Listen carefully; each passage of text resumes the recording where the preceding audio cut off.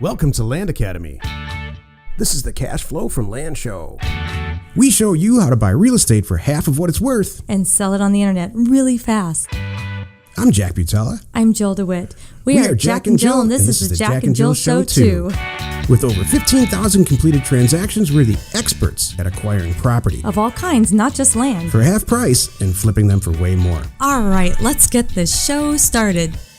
Jack Butala with Jill DeWit. Hi. Welcome to our show. In this episode, Jill and I talk about the real estate agent side business that this could possibly be for buying and selling land for real estate agents. Great show today, Jill. Let's take a question posted by one of our members on successplant.com, our free online community. Cool. All right. Chaz wrote and asked, I'm in the process of purchasing my first property and I'm having a real hard time understanding the whole deed process. I received a copy of the old deed, which is a treasurer's deed, because he bought it at a tax sale. So should I just get a warranty deed off U.S. Legal and roll with it? Is it really that simple? And it's Colorado, so I have the TD 1000 form. Also, if I call the county recorder, what should I ask? Thanks, guys. Once this clicks, I'll be good to go. But this is just really confusing me. Ha ha. Love it. I remember those days. Me too. Chaz, you're not alone. This was a big hurdle for me personally. A lot of years ago, the paperwork piece of this really hung me up. In fact, I for the first probably 10 or 15 deals I did, I hired a notary.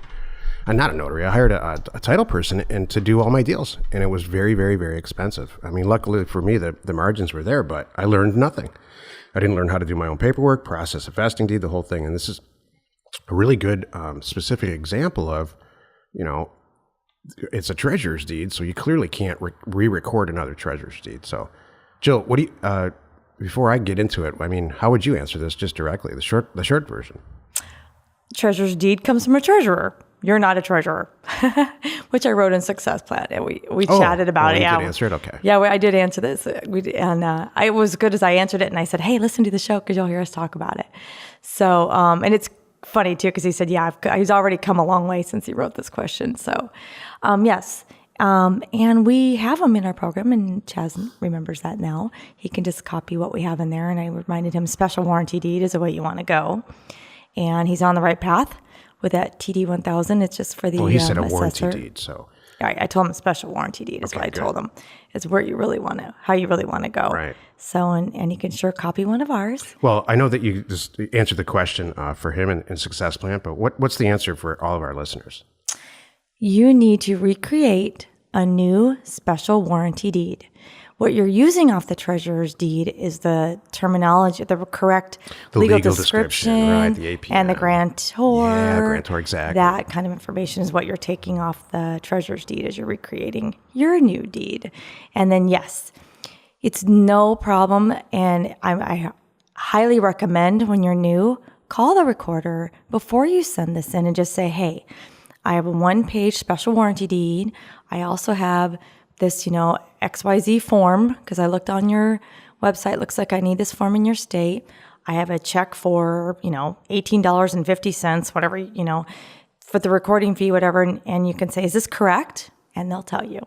So it's really, really nice. And they'll make sure you have the right address and all that good stuff. So it's a great, great thing to do. And that's how easy it is. As a Data to Doorstep member, you and every Data to Doorstep member have access to a website we put up called deedperfect.com. It's live and running and ready to go. So, and it's a free service. You log on, you choose your state, you input all your information from the vesting deed. In this case, it's that treasurer's deed that you're probably holding in your hand. And it kicks out at the end a PDF that if you put the right information in, it's recordable. You can send it right into the county and get it recorded. And and we put that site up because there's so many questions we're getting constantly from our members and from other people all over the internet, including Facebook. So, and incidentally, the TD 1000 that goes behind it, that form is attached for each state. Every state's got a different one. I'm pretty sure that 100% of the states are on there. If not, there's maybe just a couple missing that we're still getting forms for. But if you input it all and print it out and send it to the county, have the right people sign it, you're done. So we're trying to take a lot of the work out of this. and provide it as a service to our members. So check it out. If you have any questions, there's a help email addresses right on the site. If you have any questions or you want to be on the show, call 800-725-8816. Today's topic, real estate agent side business episode, or this is, number 2, Roman numeral 2. We did a show, Jill and I, a long time ago called A Perfect Real Estate Side Business. And man, it's just been downloaded and listened to. It's in the top 5 episodes of our show. Whatever. I don't know. Jill, how many shows have we done, Jill? Oh my God. Well, this is 237, So it's 238. But even more than that, because this is our second one. So we're at 2. I bet we're at 300. Yeah, I was going to say. Anyway, that one, the first one, the Perfect Agent Side Business, keeps coming up as one of the top 5 all-time listened to episodes. So we decided to do a second version just to clarify the thing. Mm-hmm. This is the meat of the show. So Jill, why do you think this is a perfect real estate agent side business?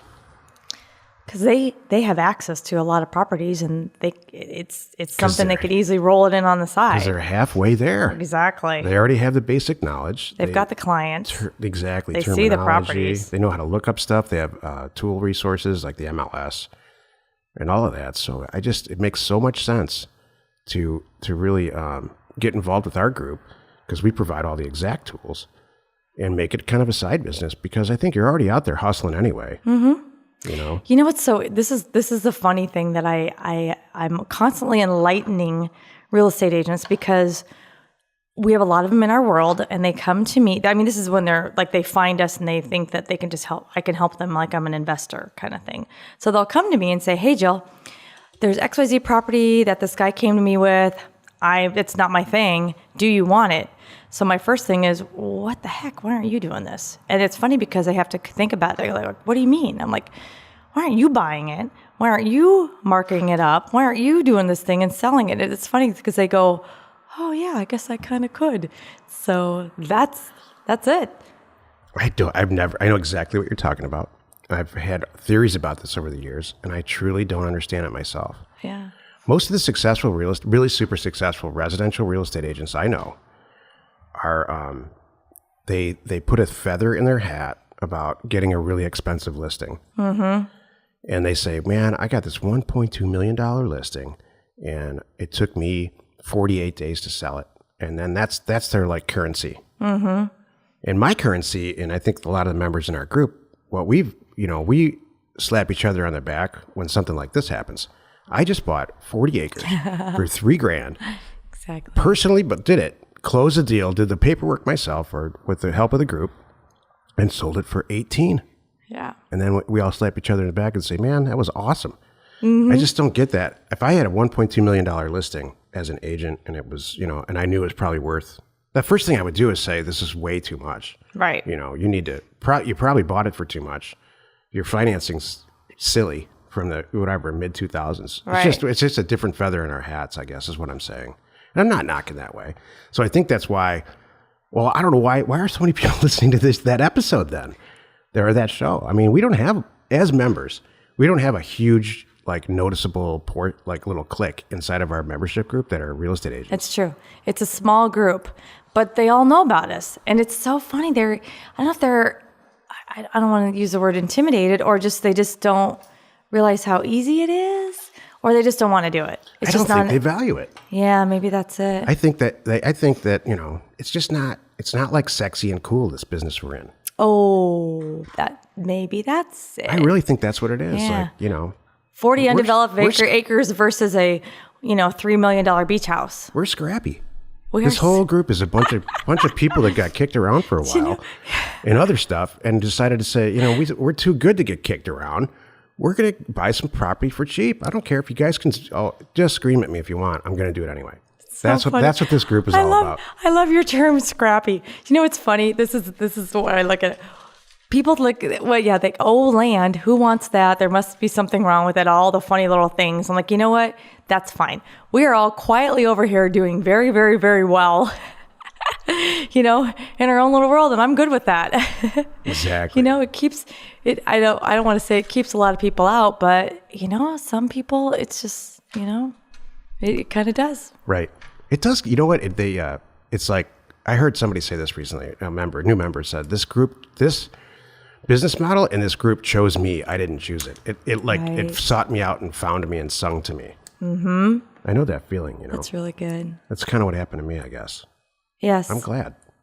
Yeah, I just have so much fun. It couldn't be, it is not very difficult. Like Seth Williams takes this teaspoonful of effort. Teaspoonful of effort. I'll never forget that quote. What I'm going to do? I just realized I'm just going to make a note right now.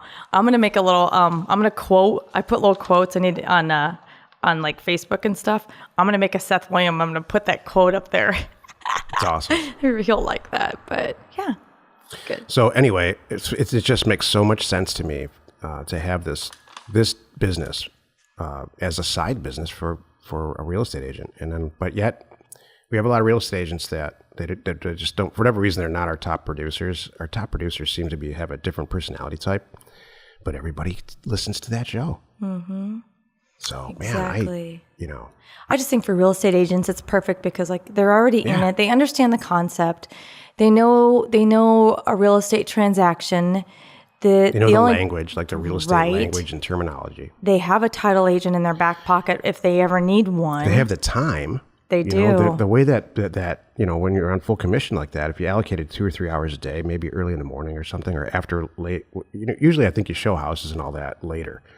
After people are done weekends. With work, right? So it just seems such like an ideal extension of it. Mm-hmm. That's what I think. It's a no-brainer.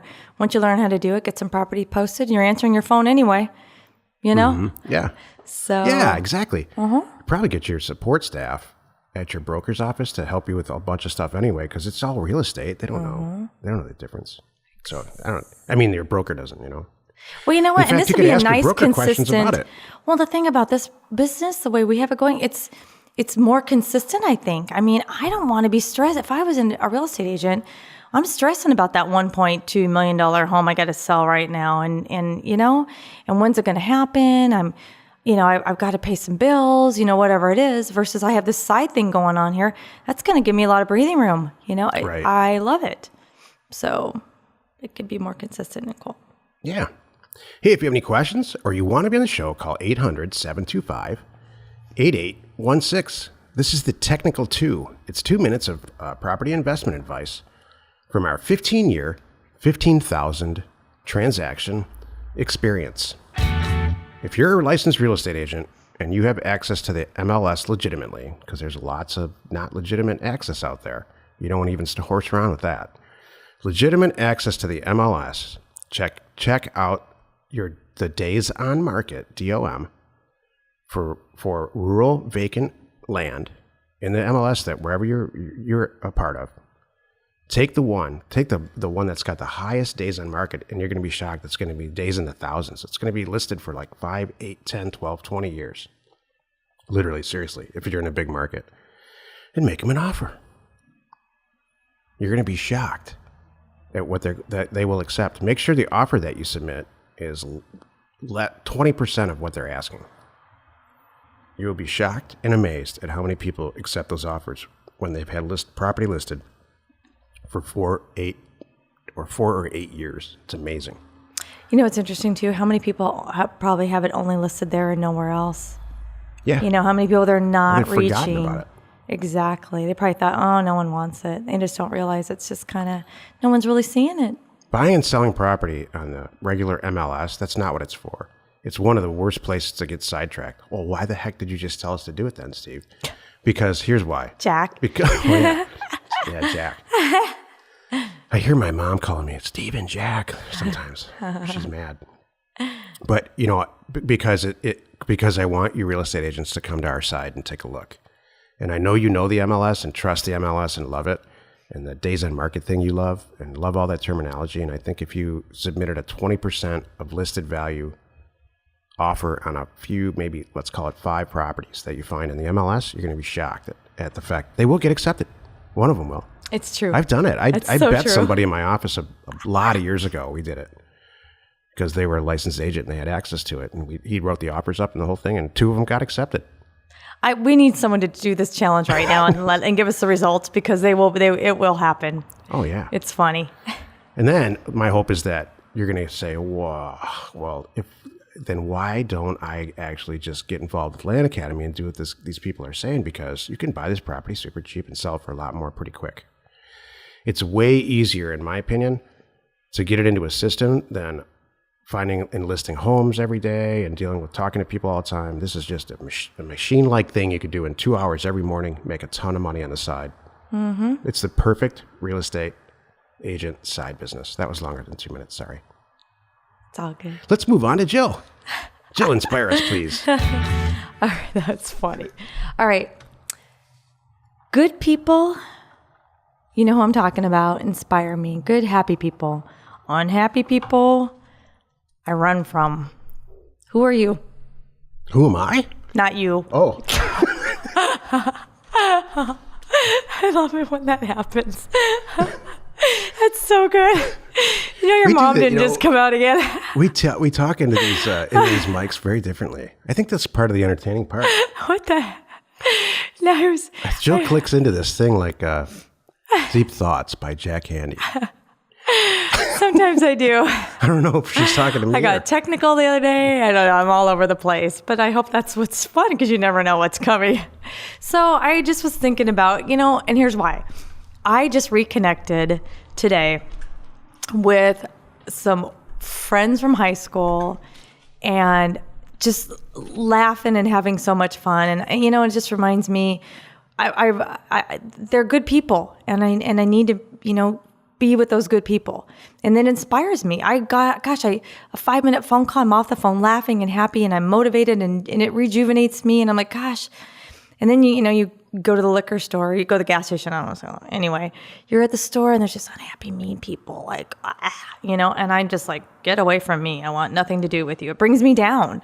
It really does. Oh yeah. You just got to get out of there. So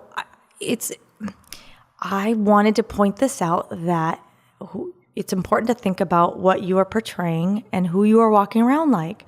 Are you that person that's yelling at people? Seriously, that telling them, watch the road, whatever it is. Oh, let's bring road rage into this episode. But it is because that happened to me the other day. No, I was watching satirical. the road and I was like, like, a whole show about this. It was so funny. This girl just had a point to tell me, and it was a weird situation. But out here in California? Yes, it was a young teenage, she had a little bit of an attitude, sure, kind of thing. So, and me, I'm just like, do, whatever, you're going to have a good day. So if that's how your day's starting. You're a very good driver, Jill. Thank you. By the way. So I just want to say. I really mean it. You're like, there's some people, I'm not going to go gender anything on this. You people of gender know exactly who you are. Jill's a licensed pilot. And I just think you kind of run the car like that. There's a lot of stuff going on in the back of your head, which doesn't happen with young, not gender-specific people. You're thinking ahead. You're always thinking ahead. So there you go. That's good. Anyway. So yeah, that's it. Just think about who you are and what you're portraying and what you're, and how, and what you're putting out there. And it's... Can I give my tail end 2 cents on that? Please do. We don't realize it. I have had multiple experiences in the last 7 days about this exact topic. You out there listening audience don't fully realize who you are leading by example for. I don't care who you are or what age you are. Somebody, probably multiple people, are looking at the way that you behave and the choices that you're making and how you handle stuff, and you are leading by example for them. And they will mimic or replicate or look at how you're doing stuff. And so, fill the shoes is what I'm saying. Yeah. There's several people that reached out to me really recently and said, man, you did this, and this 2 years ago, or you said this on the show, like 6 months ago, and it really stung to me, and I went and did it, and it worked, and it's like, my first thought was emotion was like horrified, like, oh my gosh, I'm leading. I'm a leader, and they're listening to me, and I can't be responsible for what I say. And then I calmed down and said, you know what? I just need to embrace it and maybe give some good advice. Good advice instead of the crap that I give all the time. Yeah, no, you do. No, that was really good. Thank you for adding to that, Jack. That was really good and inspirational. I'll save it for the after show. Okay. Join us in another episode where Jack and Jill discuss how to use information that's me And inspiration, that's me. to get just about anything you want. We use it every day to buy property for half of what it's worth and sell it immediately. You are not alone in your real estate ambition. Who do you think you're inadvertently setting an example for? I have a long list of people, by the way. Oh my gosh. When you really sit down and think about it, it's scary. Mm-hmm. Well, I first think of kids. Yeah, me they too. may or may not be actively looking up to you, but they do. They may think like, I don't want to be like that, or even if that's a way too, but they do. They see it. They get it. All the people that, I this past 7 days, I've been really closely working with some of the people in our organization that are brand new and at the lowest level, starting point, entry level positions. I've been working with them directly, which is something I haven't done in the past. Usually I'm a big top down, organizational structure person, but there are several people that have hired in recently, and I think they need some help directly, more than their direct managers can give them. And so I've been working with them, and it's just, they're like sponges. Mm-hmm. It's shocking to me that how much they just need maybe, I don't know, a half hour or an hour a day. And it's not like I sit down and it's not like a classroom situation. I just sit there and say, hey, I used to have your job. Mm-hmm. I used to do this all day. This is how I used to do it. But you're probably going to find a better way. And they're like, oh, no, and I show them how to do it and say, you might have a better way. And it's amazing what the motivation and what you can get out of somebody if you treat the situation that way. It's all, that's your inspiration.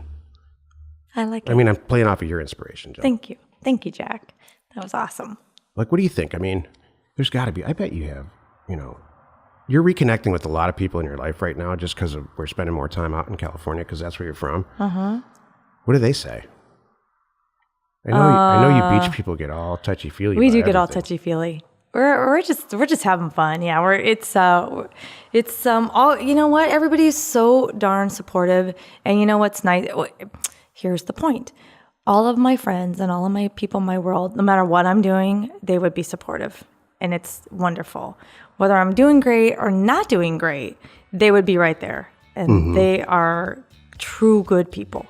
So that's why I feel very lucky and happy. That's great. Information and inspiration to buy undervalued property. We are Jack and Jill, and this was the Cash Flow from Land Show. We are the experts at acquiring property Of all kinds, not just land. for half price just so we can flip it for way more. And really fast. Thanks for listening. Let's go buy some property. If you want to get involved or you need more information about our profitable, niche real estate operation, call 480-467-0359. You just might get Jill at the other end of the line. Landacademy.com. You are not alone in your real estate ambition.